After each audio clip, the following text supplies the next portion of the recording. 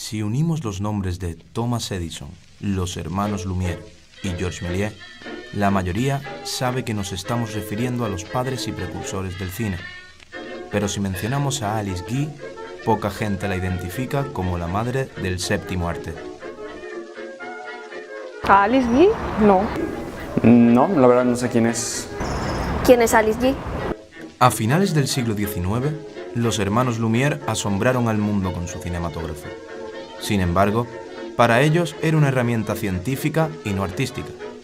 Fue Alice Guy, una joven francesa, quien sí supo ver todo su potencial. Alice convenció a su jefe Gaumont, dueño de un negocio fotográfico, de contar historias a través del cine.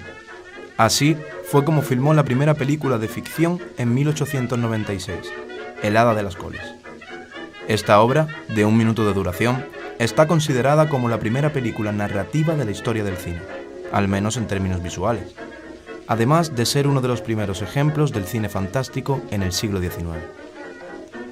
En 1906 dirigió The Life of Christ, su primera película de larga duración, que incluía algo nunca visto hasta ese momento: más de 300 extras en una única producción. Ese mismo año dirigió El hada de la primavera, una de las primeras películas a color.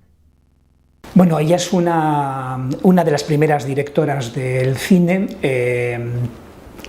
Comienza con los hermanos Lumière, es de la época Lumière, Méliès, desconocida o muy desconocida hasta hace prácticamente 2 décadas, y fue una pionera no solamente porque fuera mujer, sino que directamente una de las primeras directoras de cine. Directora, aquí realmente el término neutro iría mejor. Es una avanzada en cuanto a los recursos cinematográficos y sobre todo en cuanto a la narrativa cinematográfica. Se la pone como la primera directora narrativa de la historia, antes que Méliès. Es precursora. Méliès copia en algunos sentidos lo que ella hizo. Un periplo vital también muy particular, porque trabajó en Francia, trabajó en los Estados Unidos, volvió a Francia, volvió a los Estados Unidos, prácticamente su obra casi desapareció, se ha recuperado no hace demasiado tiempo, y entre otras cosas porque en algunos casos las películas que hizo, entre algunos dicen 1000, otros 600, pero bueno, en cualquier caso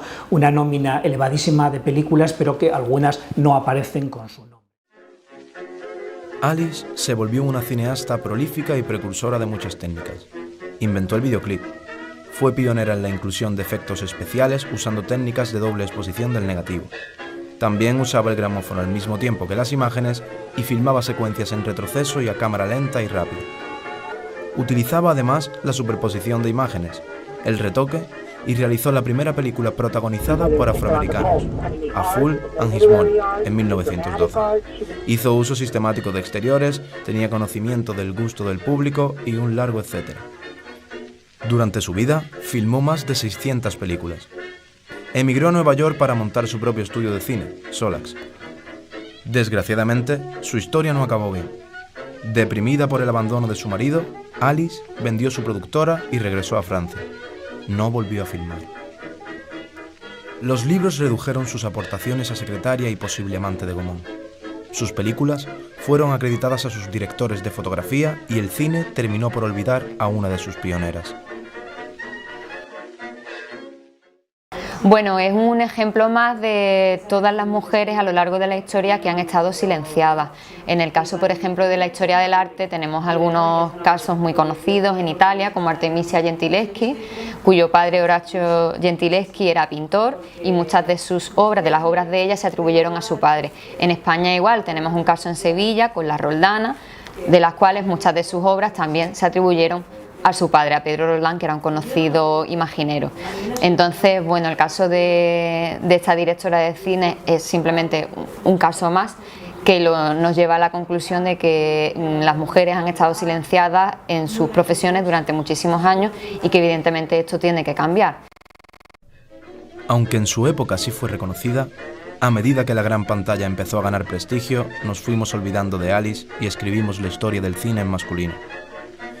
Renovemos, pues, los libros de historia y apuntemos el nombre de la francesa Alice Guy, reconociéndola como lo que es, la madre y precursora del séptimo arte.